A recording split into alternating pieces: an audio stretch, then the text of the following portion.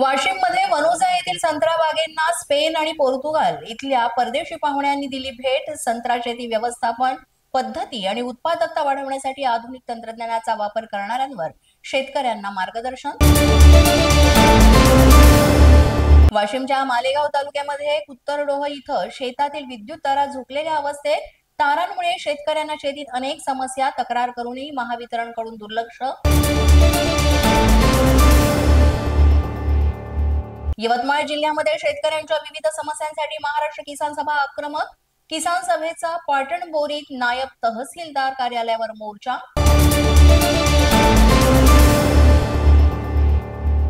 वाशिमच्या मानोरा तालुक्यात 30,000 हेक्टर क्षेत्रावर होणार सोयाबीनची पेरणी। खरीप हंगाम 2025 साठी पीक पेरणीचे कृषी विभागाकडून नियोजन पूर्ण।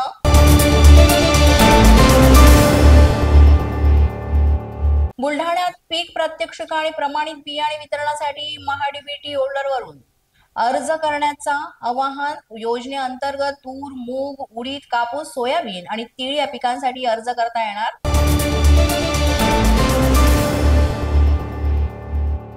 जालन्यात 2 एकरावरील मोसंबी बागेवर शेतकऱ्यांना फिरवला जेसीबी।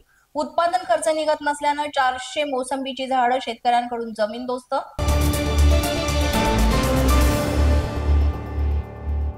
बुलढाणा जिल्ह्यामध्ये मक्याच्या पेरणीमध्ये वाढ। 30,000 हेक्टरवरील मक्याची पेरणी यंदा 70,000 हेक्टरवर मका बियाण्यांची जास्त नोंद झाली असल्याची जिल्हा कृषी विभागाची माहिती।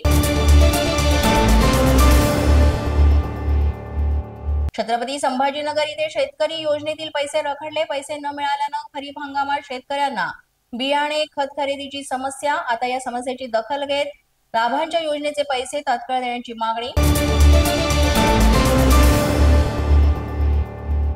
बुलढाणा जिल्ह्यातून राज्यव्यापी कर्जमुक्ती अभियानाला सुरुवात। अर्ज करणाऱ्या शेतकऱ्यांना कर्जमाफी देण्याची मागणी। अभियानामध्ये मोठ्या संख्येने सहभागी होण्याचं आवाहन। बीडच्या आष्टी तालुका इथल्या मेहकर धरणातून सोडलेलं पाणी शेतकऱ्यांच्या शेतीसह घरातही साचलं, तर पाणी कमी दाबानं सोडण्याची शेतकऱ्यांनी केली मागणी। अशाच नवनवीन व्हिडिओसाठी पोलीस माझा न्यूजचं YouTube चॅनल सबस्क्राईब करा।